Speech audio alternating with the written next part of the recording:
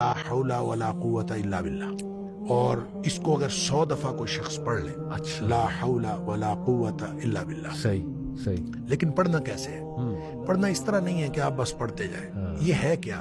حول کا معنی بھی قوت ہے اور قوت کا معنی بھی قوت ہے. لا حول ولا قوت، یوں کہہ لیجئے نہ کوئی اجتماعی طاقت نہ کوئی انفرادی طاقت الا باللہ، سوائے اللہ کے. اللہ اکبر. یا نہ گناہ چھوڑنے کی طاقت نہ نیکی کرنے کی طاقت صحیح. الا باللہ. یعنی یا تو ایک کو پازیٹیو بنا لے، ایک کو نیگیٹو بنا لے. اب اللہ کے سامنے اس کو اپنا مسئلہ سمجھ کے نا، اپنا جو بھی مسئلہ ہے وہ سوچے صحیح. اور سوچ کے اپنے اللہ کے سپرد کر دے. یا اللہ میری تو کوئی طاقت نہیں، نہ انفرادی نہ اجتماعی، الا باللہ. ہاں تو عطا فرمائے طاقت تو ہو سکتی ہے.